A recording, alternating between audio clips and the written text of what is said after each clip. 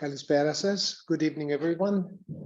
It is a great pleasure to have with us in person Kevin Kenjar from the University of Rijeka, who will be talking to us about linguistic landscapes in Sarajevo from a micro-historical approach. Kevin is an Austrian American linguist and cultural anthropologist, specialized in language ideologies, nationalism, linguistic landscape studies, historical anthropology, and memory studies. He has spent nearly 2 decades working on the former Yugoslavia, particularly in Bosnia and Herzegovina. He completed his PhD in 2020 at the University of California at Berkeley, and is the author of a forthcoming book, The Street Corner That Started the 20th Century, the short 20th century, may I add, concerning the changing ideological and linguistic landscapes at a single intersection in Sarajevo over the past several hundred years. He has been a member in projects, the ERC project, Wenner-Gren Foundation project, and so on. And I'm very glad that he took the time and the energy to fly over from Rijeka just to be with us tonight. A very warm welcome to you, Kevin. You have the floor. Thank you very much. Yeah. Okay. Keyboard. Yes. So I'll start here.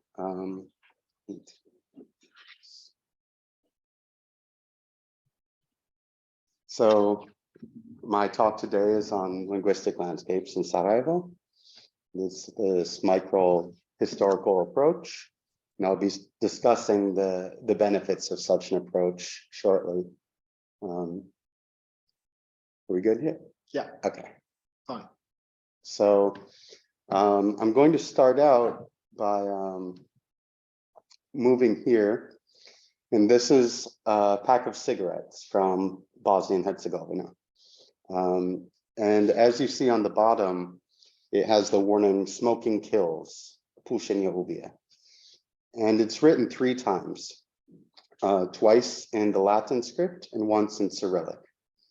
And the reason for this is because in Bosnia and Herzegovina, there are 3 official languages, Bosnian, Serbian, and Croatian. And for a variety of complex historical reasons that I'm not going to be talking about, these are essentially the same language and have gone their separate ways, yet each one of them is represented here because of the 3 constituent peoples of Bosnia.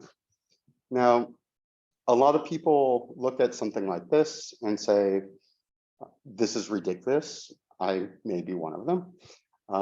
Saying, why is it, there's several of us here, and share screen is not okay. Important. Sorry. Yes, share screen. This should be it. No. Yes.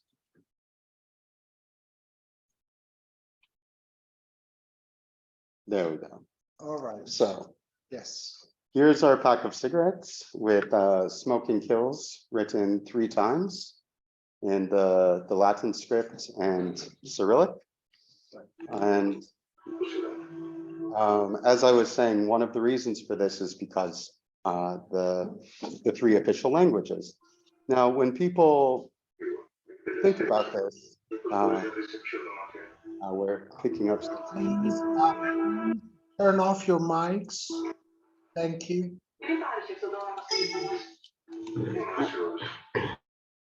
There we are. So a lot of people look at this today and kind of see this as ridiculous.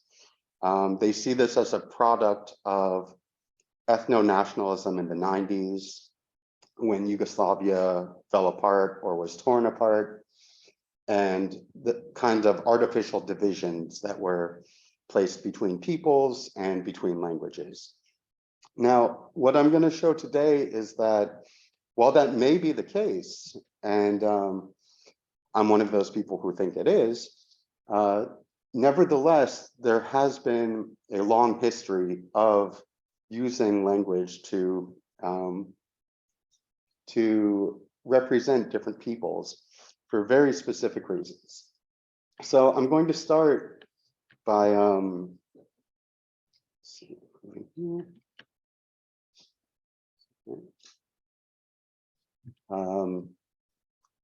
going to a map of Sarajevo during the late Ottoman period. This map was drawn actually by the Austrian authorities when they arrived in 1878. So this is pretty much Sarajevo as it was in the late Ottoman period. And I'm going to start with looking at one particular bridge. Now, this is the Latin bridge.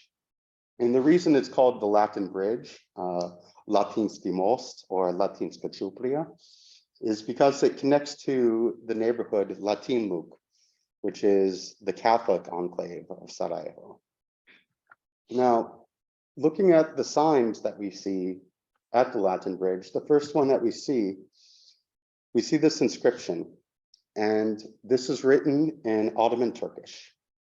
Now, I've translated it into English with the help of some friends who actually speak Ottoman Turkish. And what we have is the benefactor Serdar Geçtia, that's a military title, Briga Haji Abdullah, with his last will and testament, built this bridge on God's account, which means it was done without compensation in this life. So ponder the rich beforehand and do not badmouth them, for they, after death, bring themselves to mind by their charitable works.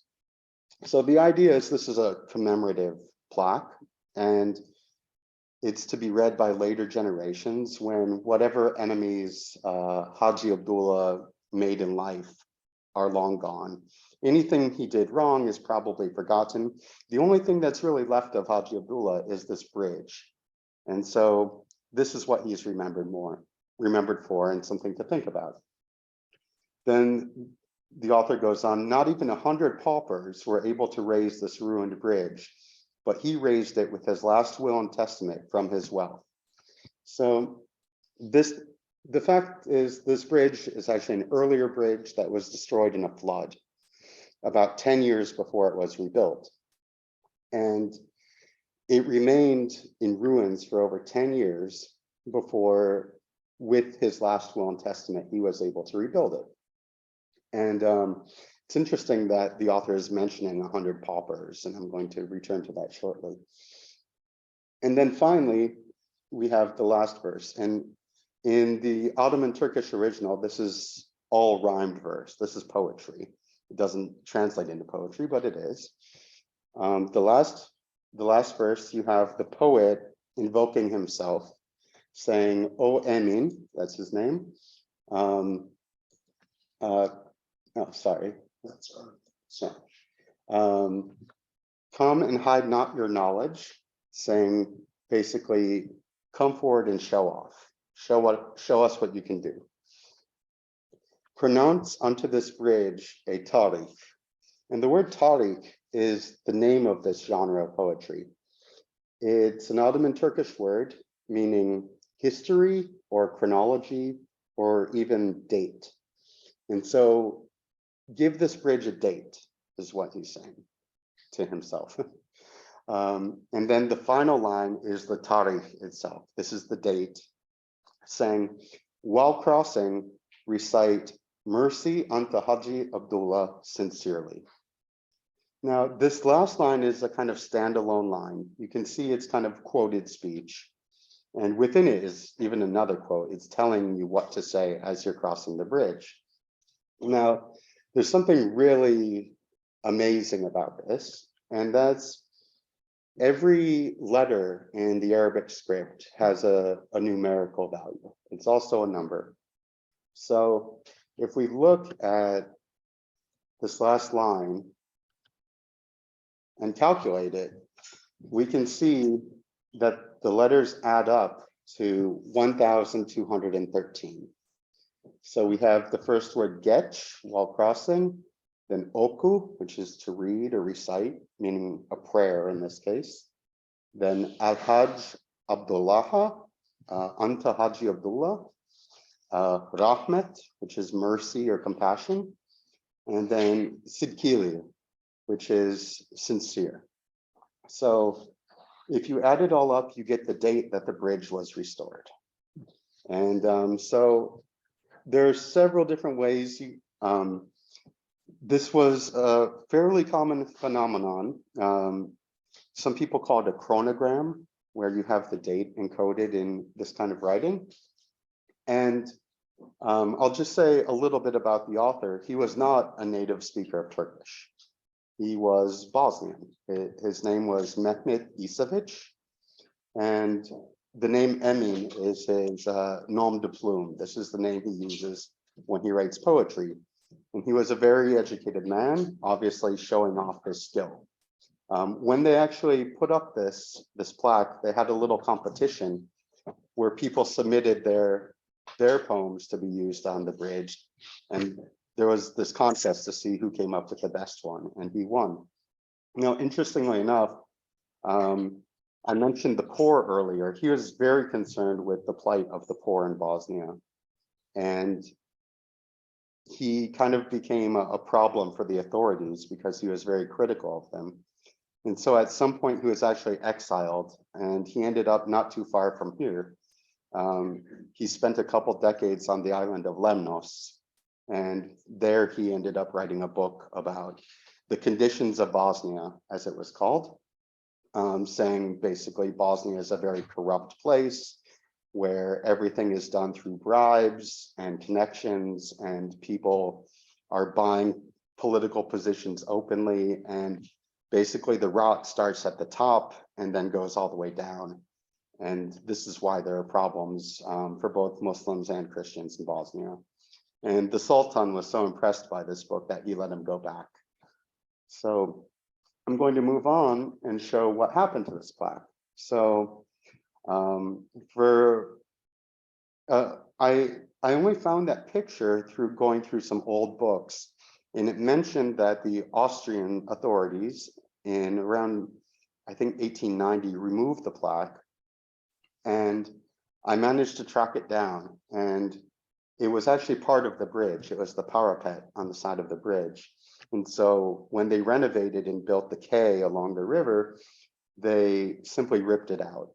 And I found it in the basement of the National Museum, and they didn't even know they had it. Now, the interesting thing here, here it is I found it in a room full of other ones that had been ripped out from various places all over Sarajevo. Now, some of these are still intact, and I'll show a couple more, but I do want to talk about how someone could have written something like this, a non-native speaker. So moving away from the Latin bridge, we can go up here through what was then called the Frankish market. This is where European goods would have been sold, and up a little further into Basharshia. This is the main market space. And here, the main street in the middle is Mugelati, which is the bookbinders market. And you see on the bottom there, there's Mali Mugelati. So it actually grew so large that a second bookbinders market was opened. And this says something about the state of literacy at the time. We'll take a little detour here to Gazi Husrev Beg's mosque. And there are two turbe. These are tombs. The first one is a military commander, Gazi Husrev Beg. And we see here that he has his tomb. And there's a tariq for him as well. And the last line adds up to the date that he was entombed. May God have mercy on his soul every day. And he left behind a lot of money. Basically, all of the center of Sarajevo was built using the money he left behind in one large vakuf called the Gazi Husrev Bey Vakuf. This is a charitable institution. And next to him, we have Murat Beg Tardic, who was originally from Šibenik in Dalmatia. And he was the one who oversaw the construction. He was the executor of Gazi Husar Beg's estate. Now, we'll step out of the mosque, which was also built by these funds, and move up here to the madrasa, which was also built by these funds. And here we have the madrasa, and at the entrance to the madrasa, we have another tarikh. This one is in Arabic. Gazi Husar Beg's was in Arabic. Murat Beg's was in Ottoman Turkish. It really didn't matter which language it was, just that you're using the Arabic script to do it. So here we have meeting place of the good, abode of the perfect. So this one adds up to the date that the institution was founded, 944, which is the Muslim calendar. The Hijri calendar, it'd be 1537. So going inside the institution, we can see what kind of texts and what languages people were studying within the walls of the institution. Here's just a little sample of text that we have. The first one here, this is in Ottoman Turkish. And this would have been done for anything related to administration. It had a very important role in everyday life and in trade. Then next to it, we have a book written in Persian or Farsi. This is Golestan, and people would have studied Persian alongside Ottoman Turkish and Arabic, because this was the language of poetry. So you find a lot of allusions in Bosnian poetry referencing Persian texts. And then finally, we have some examples of Bosnian being written using the Arabic script at the time. Now, moving outside of the madrasa, I do want to show this wasn't the only game in town. This was pretty much limited to the Muslim community, but Sarajevo, from the very beginning, has been a multi-ethnic, multi-religious community. So just moving a little over, we have the Siavuz Pasha Daira. This is the Jewish neighborhood in Sarajevo. And in it, we have this complex called Cortijo, which is from a Spanish word, actually, meaning a courtyard. It's usually a courtyard with a central building, in this case, the synagogue, which is on the right. And to the left, we have another building called the Meldar. And this is from a Judeo-Spanish word, or Ladino, meaning to read. And this is where education would happen. In terms of literacy, at least every male Jew in Sarajevo was literate, because it's part of the religion to learn, and it's part of becoming an adult. So looking at the variety that they were using, they had Ladino, they had Hebrew. Here's the Sarajevo Haggadah, which is in Hebrew with sections of it in Aramaic, which is not the holy tongue, but a holy tongue in Judaism. And then finally, this is Ladino. In this case, this is a newspaper. Again, not far from here. This is from Izmir or Smyrna. It says Il Tiempo, the Times.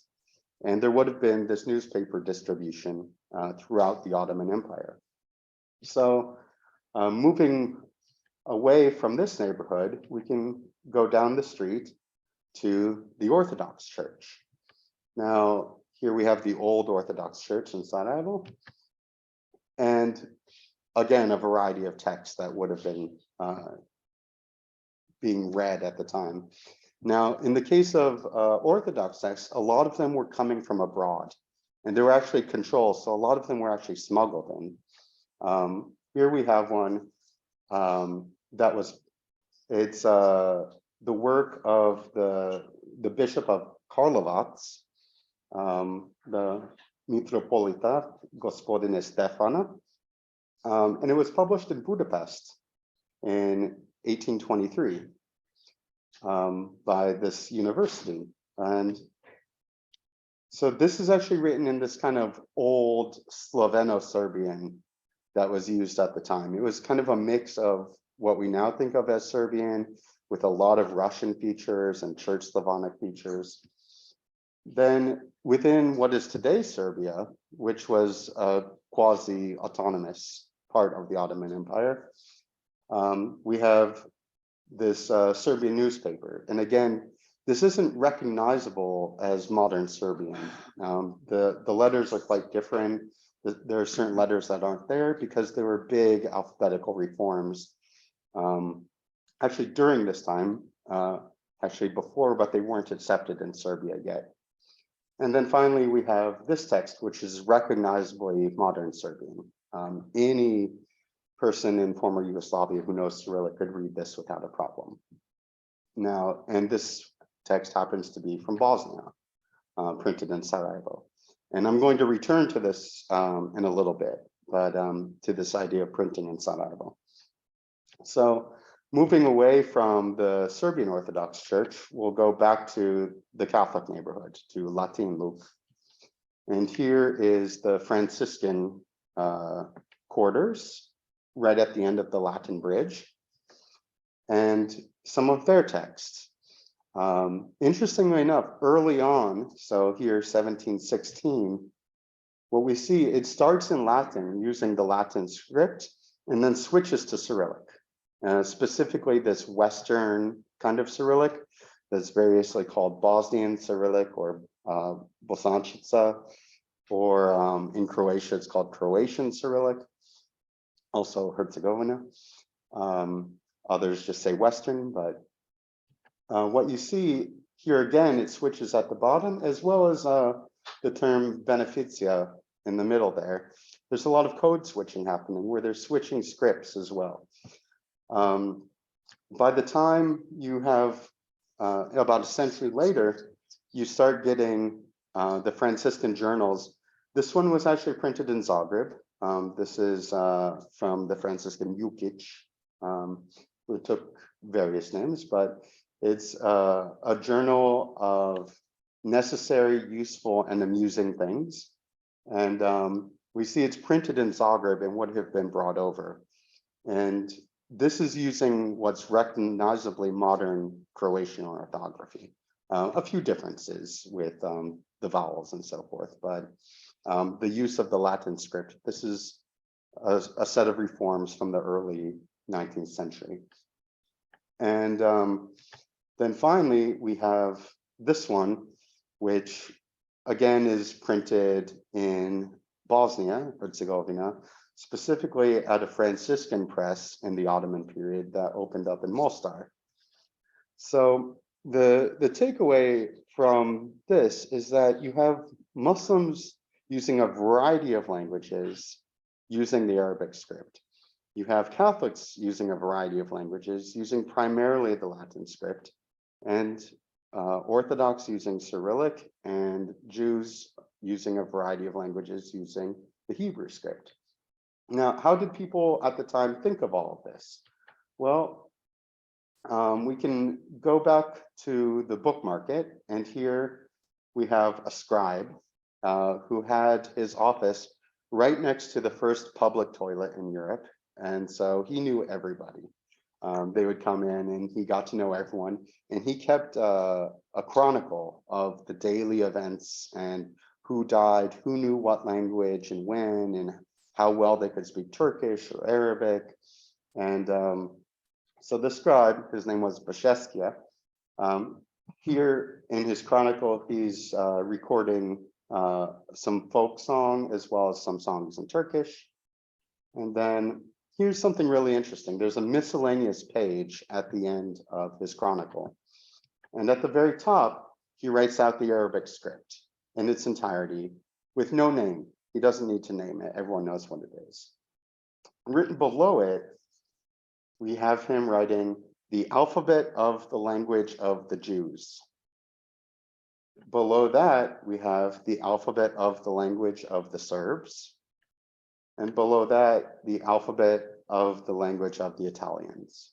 So he knows there are these different scripts, and he sees one as the Serbian Orthodox script, one as the Jewish script, and one as the Italian or Latin Frankish script. So he's not alone in this understanding. We can head back to the Jewish quarter and look at the statement by a rabbi in 1861. and it's in Ladino. My Spanish accent is terrible, so I'm not going to read it, but it basically says that mentioning the name of God, which is blasphemy outside of prayer, is forbidden not only in the holy tongue, but also in Ladino, which is the everyday spoken language of the Jewish community, as well as the language of the Gentiles, in the case of saying by God, Bogami, or Takomi Bog, as well as in Turkish, Valabia. So he's recognizing that Jews are speaking multiple languages and saying the same rule applies for all of them. And so there's this understanding that there's the language of the Turks, there's the language of the Gentiles, and the languages of the Jews. And then just a little chart I created here for the different terms that are used for the different languages in place at the time, the different scripts rather. So you have the letters of the Gentiles being a blanket term for any non-Jewish script. Then you have the Arabic letters or Turkish letters being used to describe the Arabic script. Then you have the Latin to describe Latin, and then finally Serbian or Muscovite for Cyrillic. When they're writing in Hebrew, they use Ishmaelite writing to describe the Arabic script because the Ishmaelites are Muslims, regardless of which language it's written in. And for the Christians, it's Nazarene writing, Nosri. And so again, there's a clear understanding that every religious group here has their own script. And you have something similar happening with the others. Now, I'm going to move forward here down across the river to the printing press, which opened in 1866. Very late for a printing press to open, but this was the first modern printing press in Bosnia. And the founder of the press was a guy who came from Zemun, a suburb of Belgrade, who was actually a German, Danubian Swab. And he came over, he was invited over by the vizier and told to open up a press. And so here's a variety of publications that he started off with. Now, on the very first issue, what we have is a statement about the press saying that a few days ago, our newly established press began its work. This particular private enterprise enjoys so much government support that at least its inception and material considerations have been provided. The press is organized in such a way to be able to print both Cyrillic and Latin scripts, as well as Turkish, Greek, and Jewish, meaning the Hebrew script, of course. And basically going on to say they're prepared to print everything. Now, here's an example of one of the very early publications. This is the Sarajevsky Tsvetnik. And you see it's written in Cyrillic and in Ottoman Turkish. Now, and it says a little below, somewhere inside, that the Latin letters have been ordered and they're on the way. So they didn't start out with it. And here is the very first newspaper that was printed. This is the Bosanski Vjesnik and the Bosnian Herald.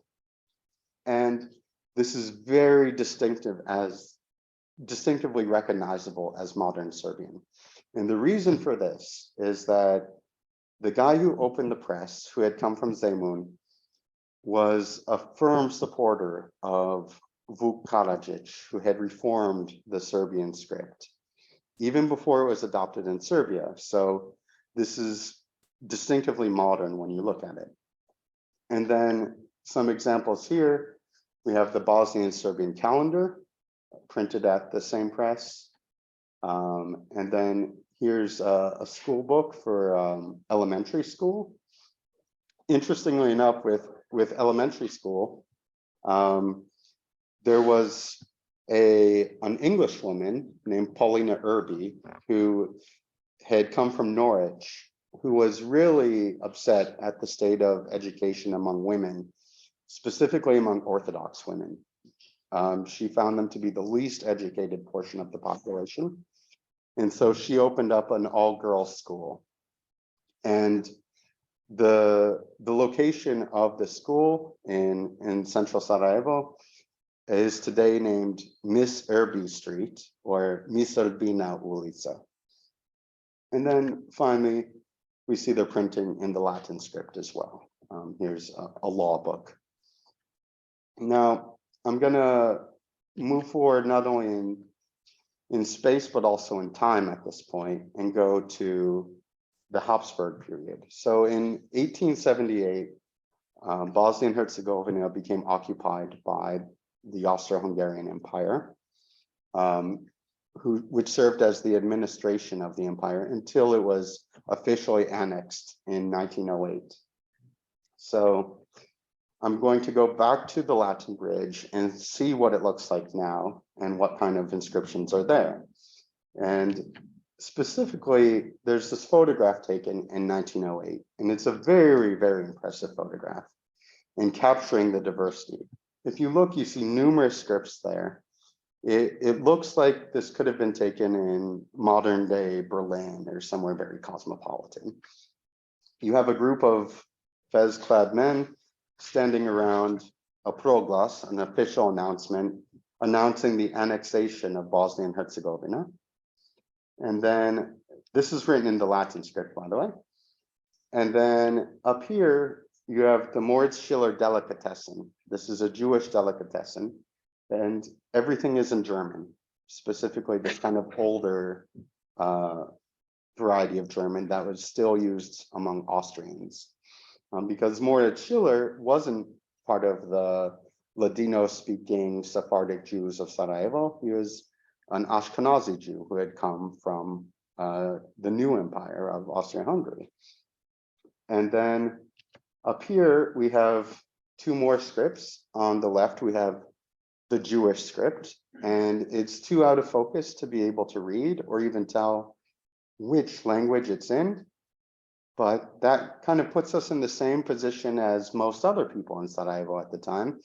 We can't read it, we just recognize that it's Jewish writing.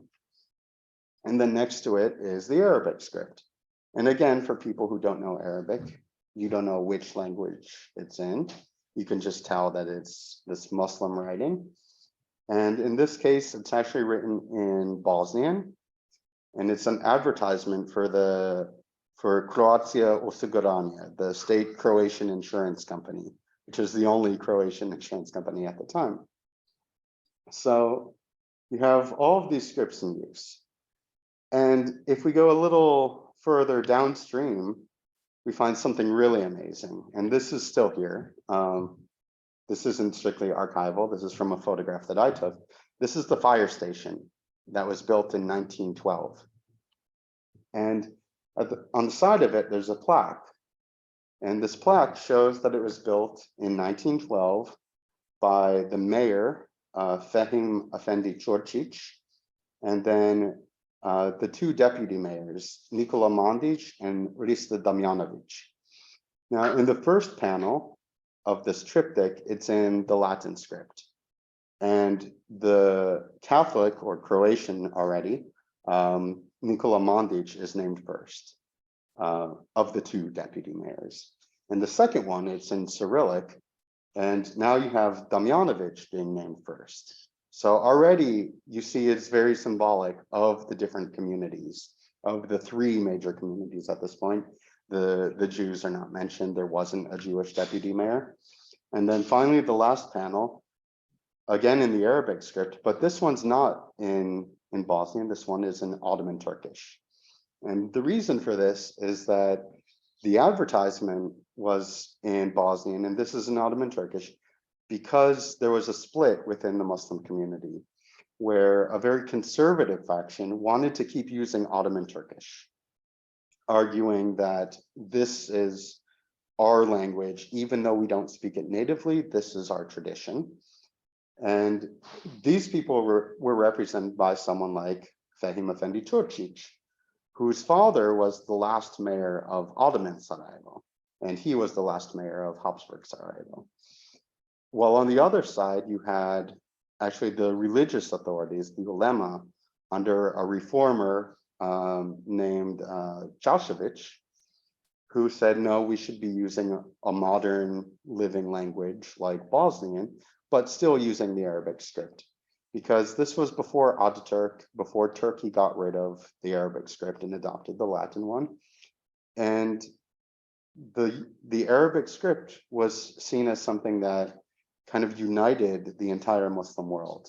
And Muslims wherever would use the Arabic script and see it as Muslim writing. So I'll go to the last bit here. And here, even further upstream, what we have is the Jewish cemetery up on the hill. And we have a very interesting tombstone here. This is the tombstone of Zeki Efendiya, or Moshe Rafi al-Atiyas, who is known as Zeki Efendiya.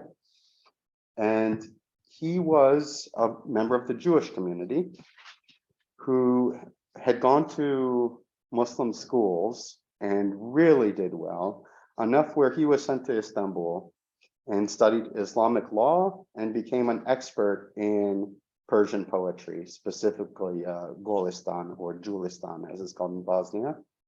And then he came back and served as treasurer of Ottoman Sarajevo, and even became the executor of the Gazi Husrev Bey Vakuf, which was one of the most prestigious positions he could have. And he continued his role as treasurer during the Habsburg period. So he served various administrations in various capacities. And on his tombstone, you see the primary one in the middle is written in Hebrew, while on the right, it's written in the Latin script in Bosnian. And on the left side, it's written in Ottoman Turkish. And so this was my micro-historical approach. I never moved more than 500 meters from the Latin Bridge, which is the epicenter of my research in this case. And one of the benefits of this is it allows you to dig really deep and pay attention to details, which from a historical perspective might not seem significant. Like, why would anyone really care, like the order of scripts on the side of a fire station or something like that? But in this case, it kind of gives you a completely different perspective when you can focus your geographical area on such a small place and allow you to dig deeper and over time. So that's it. And I guess we can go to questions, comments, thoughts. Thank you. Thank you very much, Kevin. This is indeed fascinating stuff. From my perspective, I think one should care about the order of the scripts, because if not, then the idea of Logo de Shores is meaningless, and I don't think it is meaningless. Traveling on Greek trains and Yugoslav trains from Greece to Italy 35 years ago, the order of foreign languages telling you not to lean out of the window were different. They were the same languages, but it was German first in Serbia, and it was French first in Greece. It was French first in Italy too, as far as foreign languages go. So your example with the Čučić and Mandić fellows testify to this. So I think we can open the floor to questions, both to our audience here and to our online friends. Let me just make this larger. I'm not sure how to do this. You think about such a brilliant way to share these presentations. I think so too. The screen, Eleni, has been shared. He's using Prezi, which is kind of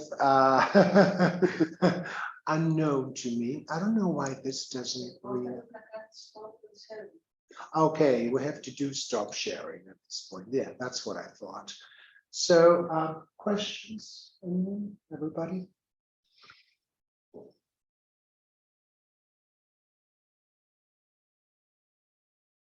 Not all at once.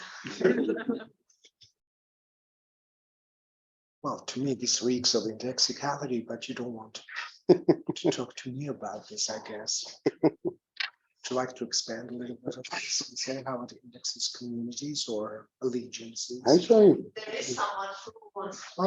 Oh, Daphne. Καλησπέρα, Daphne. Καλησπέρα. Ακούγομαι? Yep. Hello. Hi to the familiar faces I see there. Hello, Kevin. Thank you for the presentation. It was amazing in essence, but also visually, the way you used the map to put the audience on the points you wanted to. It was brilliant. I would like to ask about the concept of tari. If you could expand a little bit on that.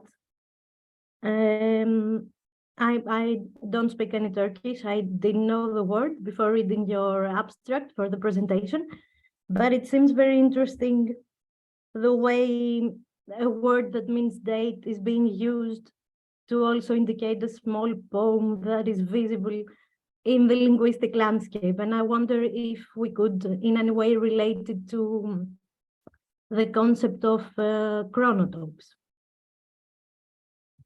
Yeah, so that's an interesting question. Now, temporality is something that is way more difficult than it seems at first.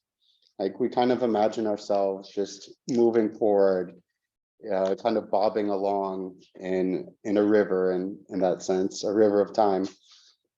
But when you look at the writing, they're writing in the past, in their present, intending it for a future audience to read, imagining this future audience and knowing that the future audience will look back differently and that they won't have the same information.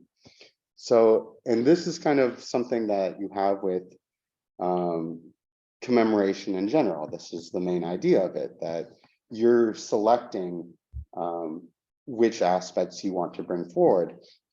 And as the poet Emin mentioned in his Tarikh, the rich bring themselves to mind into the present through their good deeds. This is what they leave behind. And this idea, they're leaving it behind to the future in this case. This will be their legacy. And so you end up with people writing saying, okay, we're going to be talking about someone who's now gone, for people in the future to have them look back and have these people move forward. So it ends up being a lot more confusing than you have at first glance, especially because these monuments don't last forever. People don't remember this Haji Abdullah Briga when they go to this bridge. They remember something else entirely. They remember the assassination of Franz Ferdinand by Gavrilo Princip that happened at this bridge and started World War I. And from that moment, there has been a controversy as to whether this bridge is Princip's bridge. That became the official name at some point. It stopped being the Latin bridge and became Principal, most Princip's bridge, and how he would be remembered. Or if it would be remembered as the site where the victim died, Franz Ferdinand, and his wife, Sophie. So in this case, you have the term used in the poem, badmouth, don't badmouth the rich. But the idea is actually don't meddle with their legacy. That's what he means by badmouth in this case. So,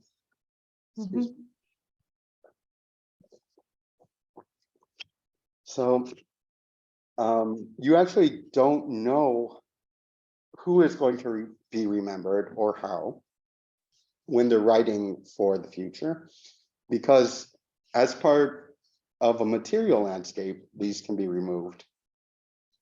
And this was what I was trying to show with the basement full of various plaques and Tarikh inscriptions. Now, I did notice, I have to say, I went around Mytilene today and got to see some of these here in town as well. There's one on Yeni Jami, which is completely in ruins, but the plaque is still there. And there's another one that I saw on Gali Jami, which is now a hardware store selling various tools for the garden and seeds.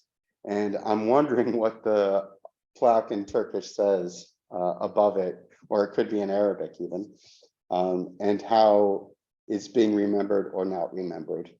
So this is just a few thoughts on temporality and what people were doing with this genre of poetry for public space.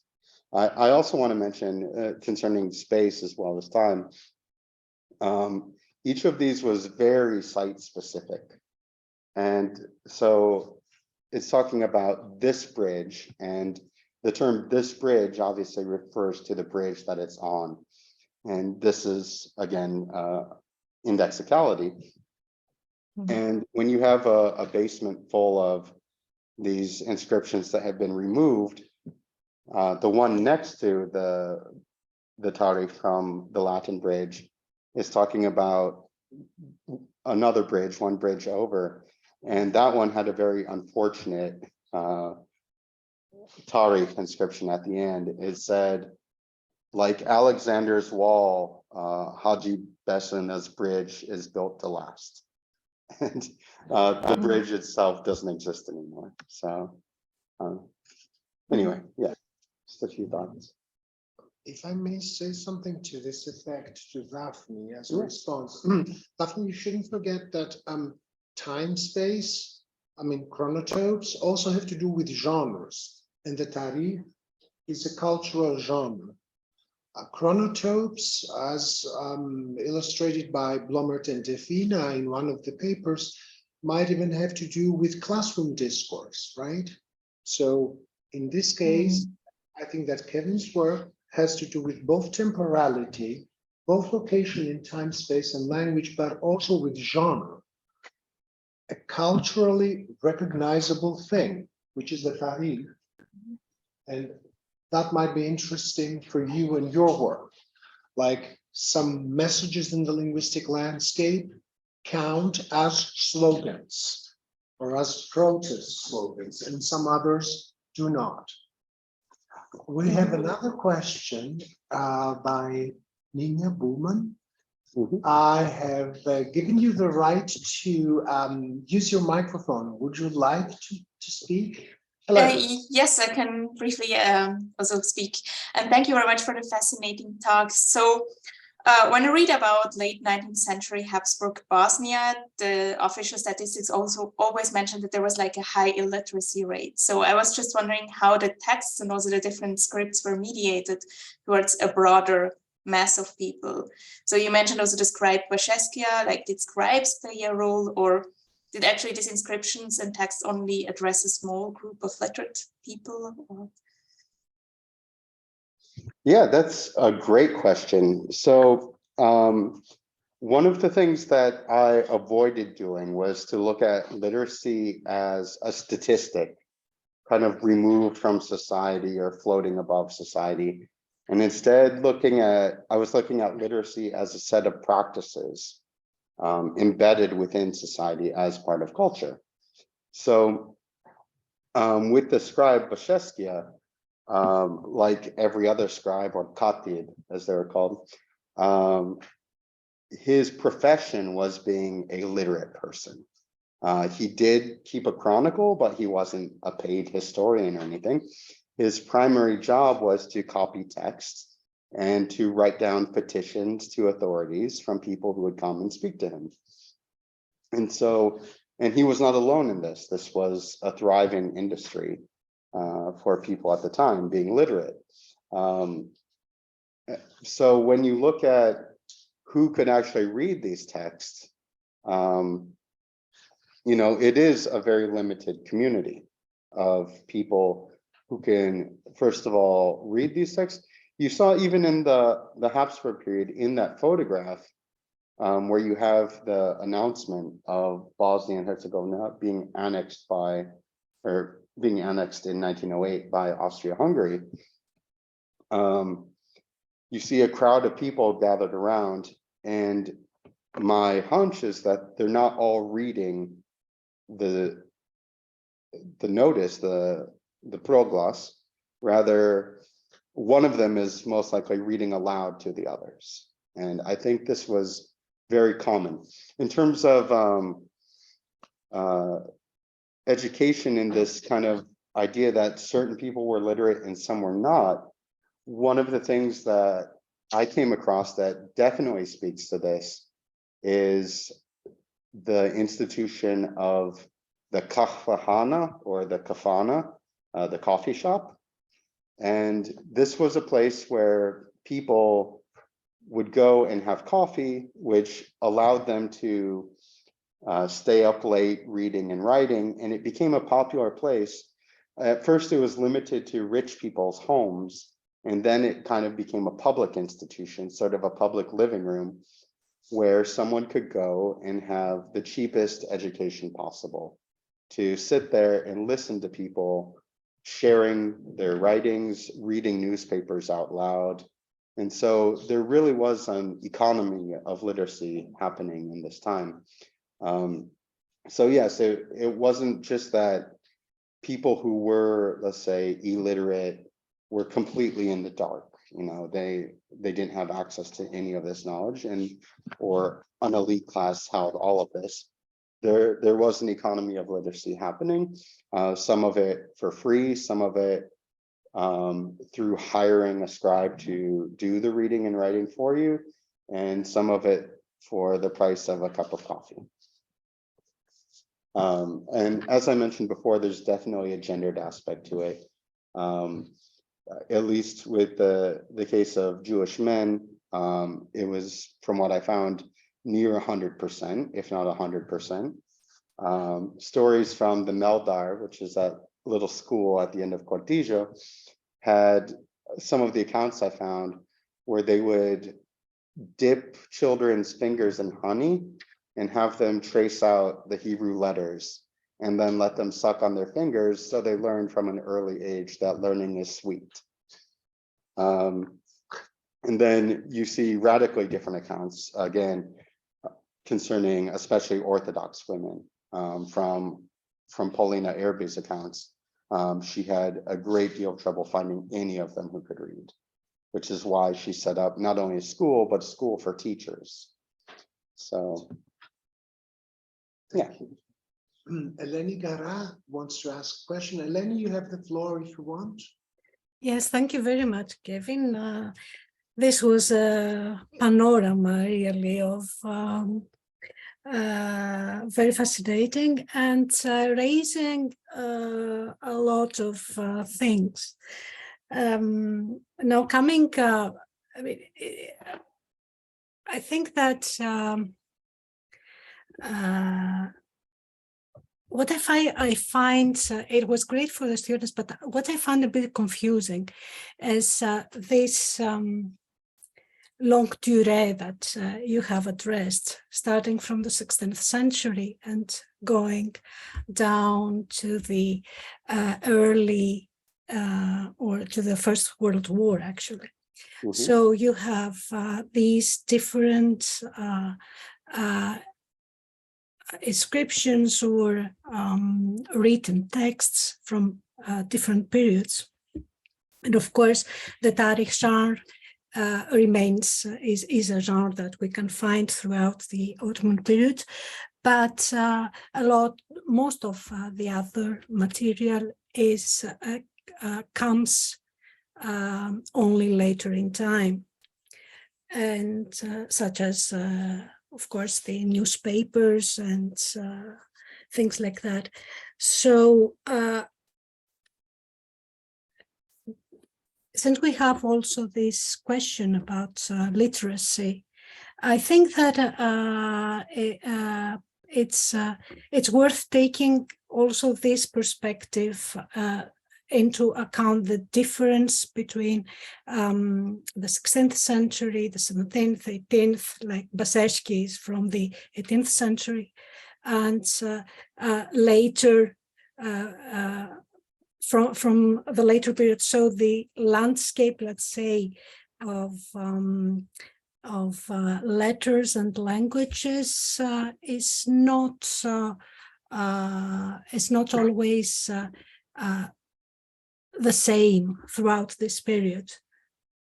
So what's this fascinating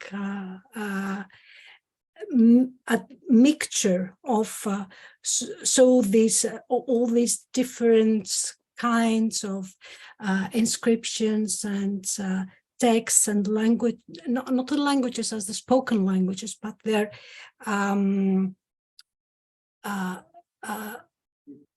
being in the public, their visual or aspect. This is something from the very late period, so from the 19th and early 20th century. And so I would like to ask if in the course of your work, which is of course not necessary that you have done it, it's just that since coming on this stuff from a historian's perspective, I always wonder about such things. Did you find a difference before and after the Tanzimat reforms in the way that let's say, the various languages that were spoken in Sarajevo are also represented in the public space? Let's say, like getting inscriptions in public spaces that are written not anymore in Arabic letters, whether in Turkish language or the Arabic language, but in Jewish inscriptions or Cyrillic inscriptions and so on. And let's say in the 1840s, 50s, 60s, when does it begin? So this, because this is not something that you would normally find in earlier periods, unless you are, of course, in the Jewish quarter or in the Serbian, but really in public space, then you would have their inscriptions only in Ottoman Turkish. So I just in case that you have worked on it, I don't know. Thank you for that. That's a very interesting question. Obviously, the biggest problem with that is a lot of the linguistic landscape is not monumental. It's kind of ephemeral. Looking at advertisements or any storefront signage or anything like that. And so one of the reasons that we only get more information later is with the advent of photography, where we have people capturing these kind of incidental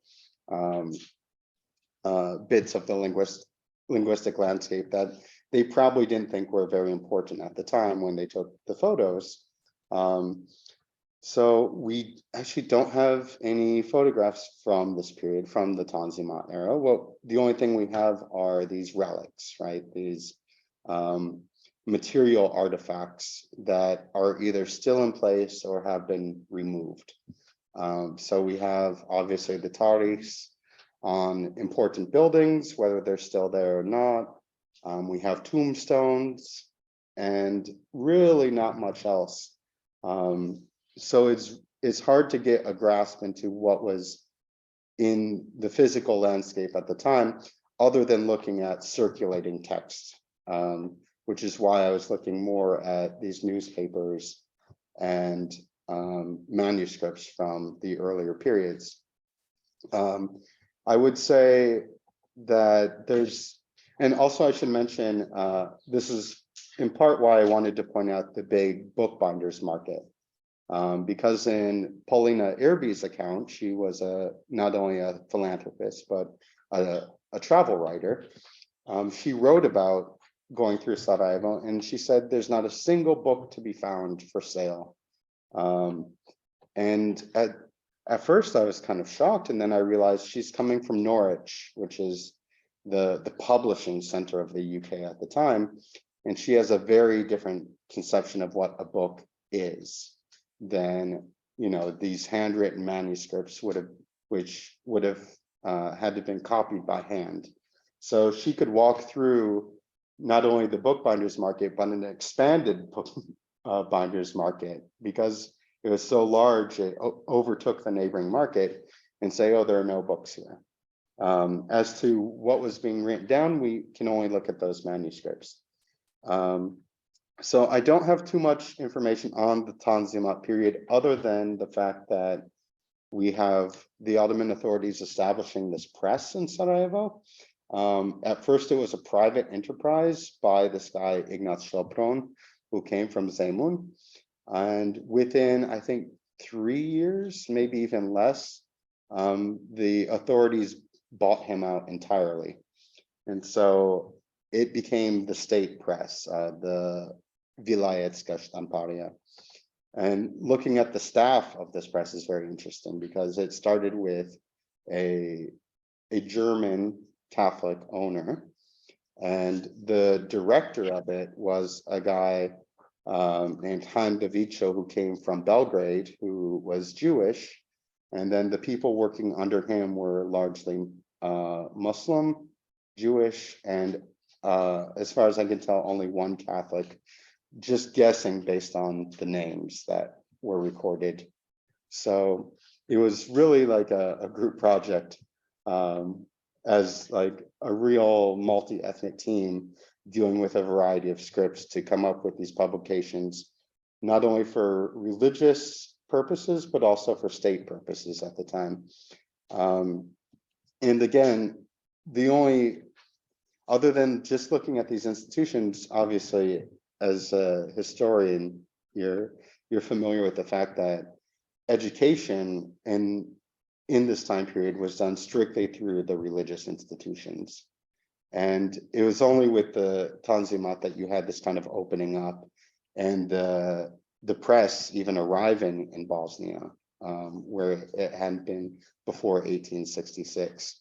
And in the Austrian period, everything changed, where you had these state-funded schools coming in that were for all people, and they had choices to make as to whether they would use the Latin or Cyrillic script, trying to reach the majority of people, while you had like the Arabic script being allowed pretty much just for religious purposes at some point, and then a kind of narrowing down of its use over time.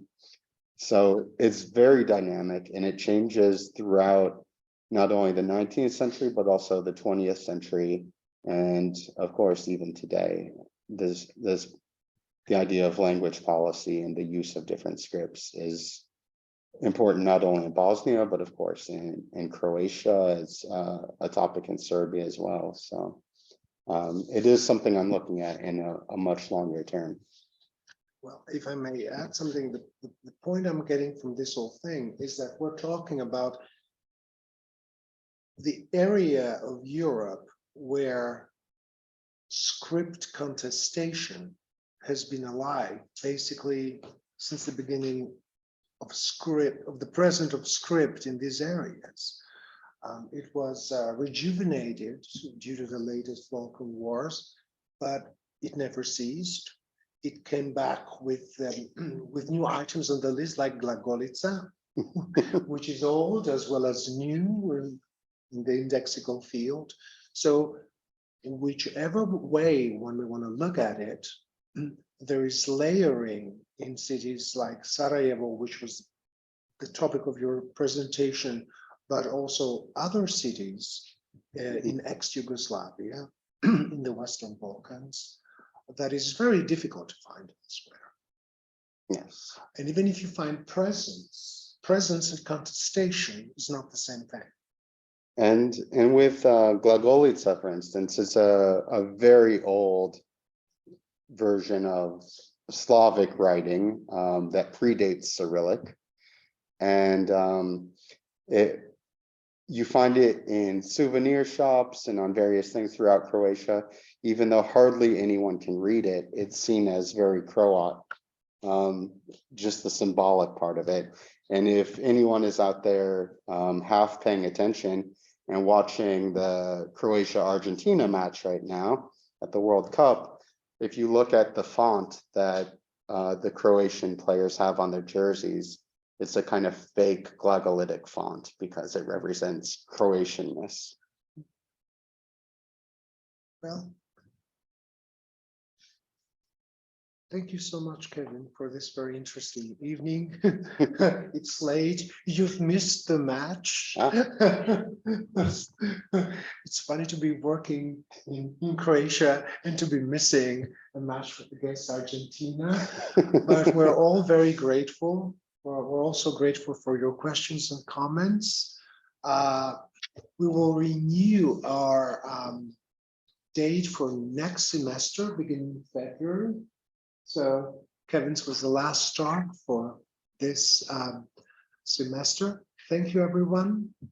Ευχόμαστε να είστε καλά, καλές γιορτές, happy holidays. I think we may start saying that. Thank you so much for coming.